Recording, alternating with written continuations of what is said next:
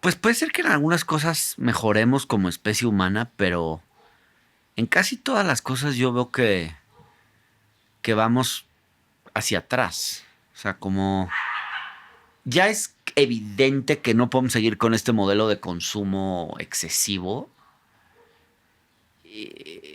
y seguimos.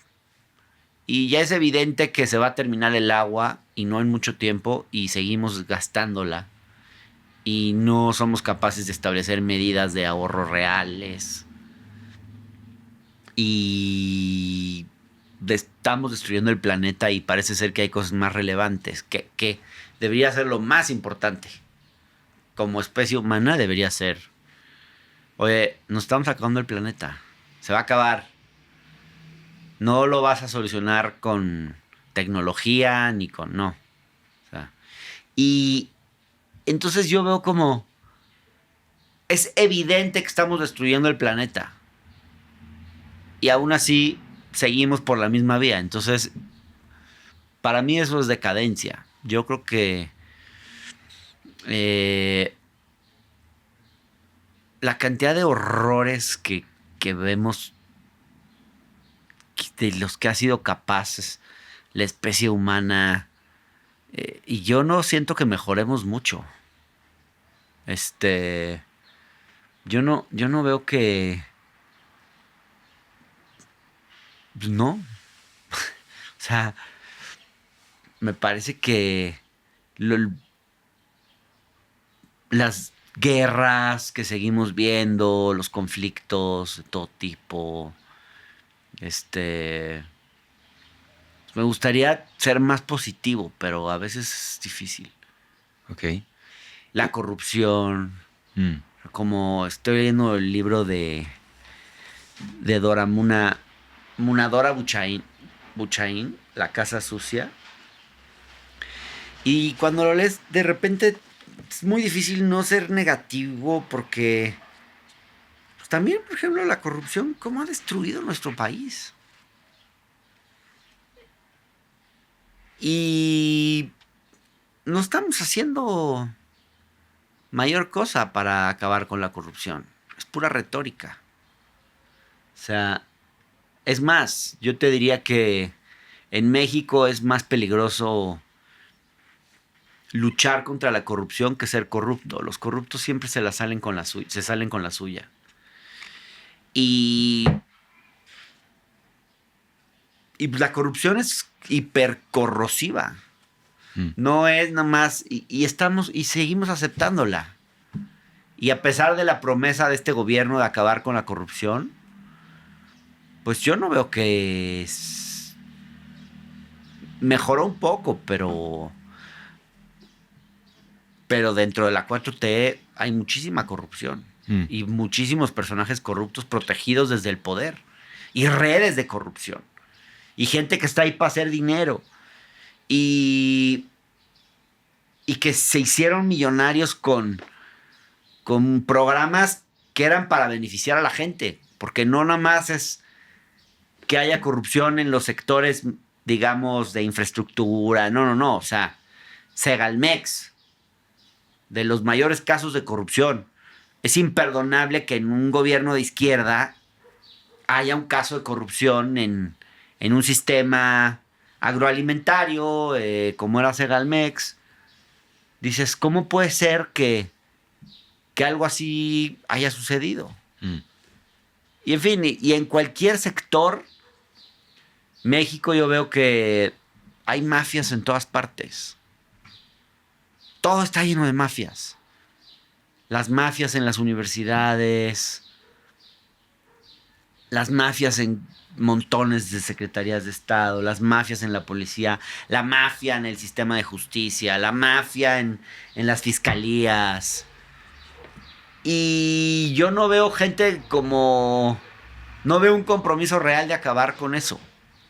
Entonces, bueno, pues de repente hay días que yo sí soy muy negativo, la verdad. Mm. Pero ahí en ese sentido, la cosa ahí con este tema de la corrupción, primero es preguntarte algo, ¿no? ¿Realmente puede haber un político que no sea corrupto? Sí, claro. o es una condición como un poco inherente al humano que va formando desde inicio y entonces nos estamos topando con pared, como con uno de estos valores, ¿no? Que ya mencionaste ahorita, la justicia. La naturaleza, la vida no es justa, ¿no? Pasan cosas que son injustas, que vemos, ¿no? Las especies se comen entre sí y suceden cosas terribles. La justicia, desde mi entender, es como una virtud humana que hemos definido y hemos realizado, pero es una cosa ahí que está como un poco utópica desde mi punto de vista. El tema de la corrupción es un poco igual, la no corrupción. ¿Realmente podemos llegar a un lugar en donde la corrupción se erradique o nos estamos dando de golpes con la pared con algo que simplemente no va a pasar? No, a ver, nunca vamos a erradicar la corrupción. O sea, corrupción siempre va a haber. Mm, El tema es los niveles de corrupción que hay en México. Y el tema es la impunidad que hay en México. O sea, hay otros países donde también hay corrupción, pero no en esos niveles y hay castigo. O sea, los corruptos no se salen siempre con la suya. Aquí los corruptos están metidos en las instituciones encargadas de combatir la corrupción. Es lo que me sorprende de este libro de Munadora Buchaín. Cómo en la Auditoría Superior de la Federación están metidos los corruptos que transan cómo dentro del Poder Judicial los que tienen que castigar a los corruptos son corruptos. A veces más corruptos que los otros corruptos. Cómo se venden sentencias, cómo... O sea, yo creo que nos hemos acostumbrado en México a un nivel de cinismo muy grande. Muy, muy grande. Donde a veces uno piensa, si no son más los corruptos que los no corruptos. Porque, ¿sabes qué? De repente también hay...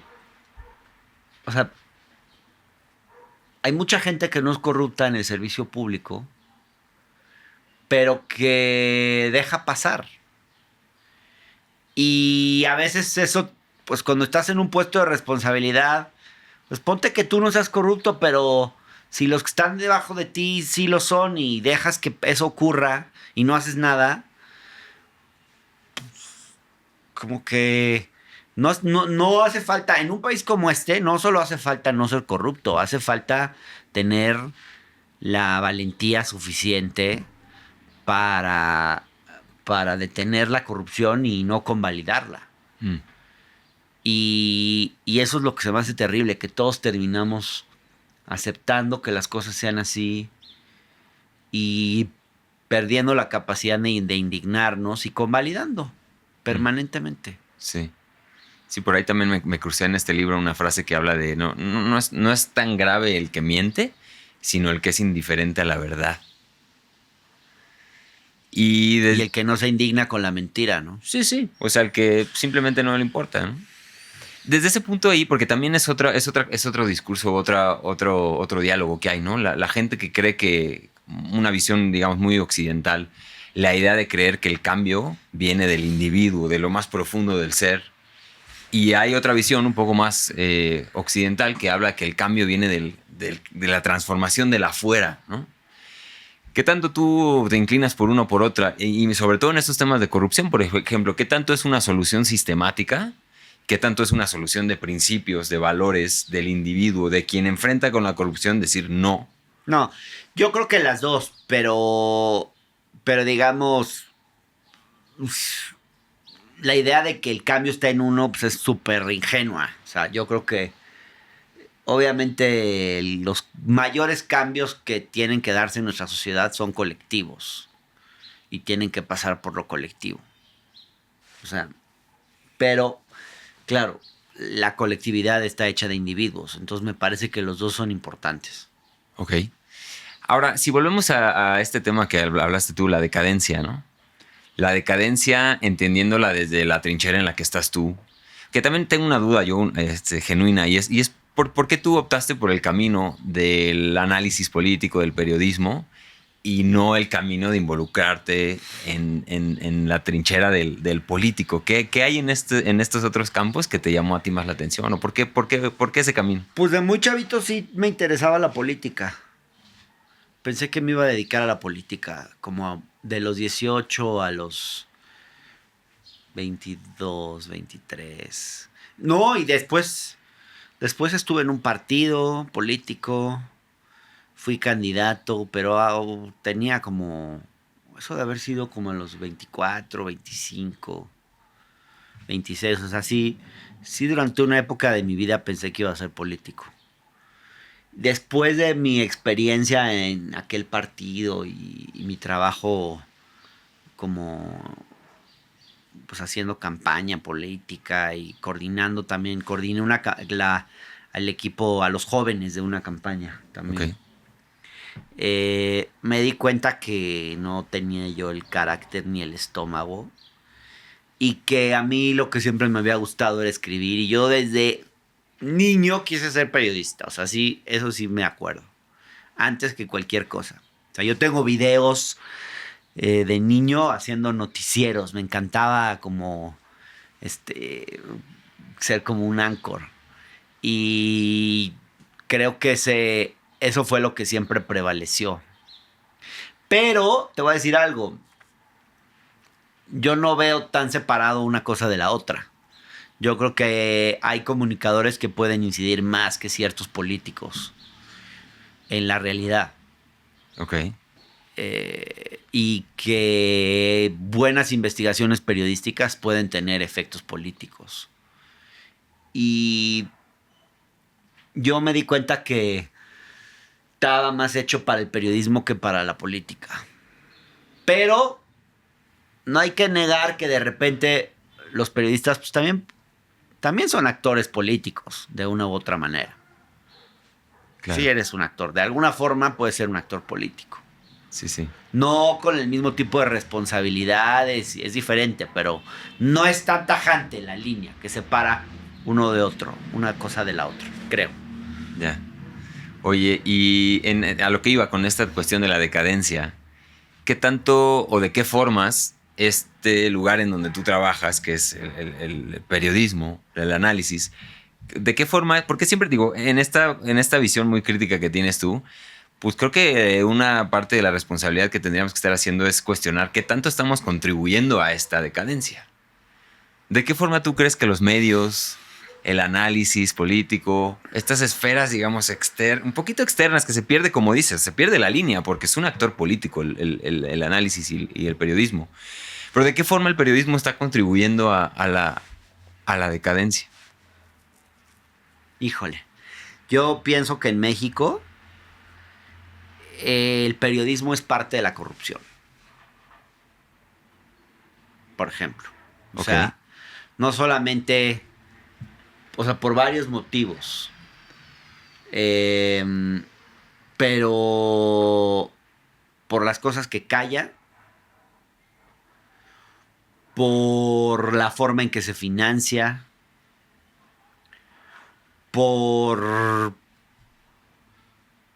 los intereses que tiene, o sea, porque sería más fácil luchar contra la corrupción con un periodismo, creo que también más independiente en todos los sentidos, del poder económico y del poder político, pero el periodismo no es ajeno a a un sistema corrupto, un sistema político, o sea, igual que los empresarios son parte de eso y que muchos actores son parte de esa corrupción, me parece que los medios, pues la mayor parte de los medios también lo son, también están en eso. Ok. Yo creo que el periodismo en muy buena medida ha convalidado esa corrupción. O sea, envolver presentables a ciertos personajes que son impresentables, en no permitir que se difundan una serie de investigaciones. O sea, yo en ningún ámbito he tenido la censura que he tenido como cuando he hablado de temas de corrupción. O sea, tú hoy en México puedes criticar al presidente, a la presidenta, descalificarlos, digamos, decir que eres el ultradefensor del comunismo y que el capitalismo es lo peor que existe. Pero hay de ti que señales a políticos corruptos o redes de corrupción. O sea, se te viene encima demandas, denuncias, acoso judicial, amenazas, te cierran los espacios en los medios, este, o sea, eso.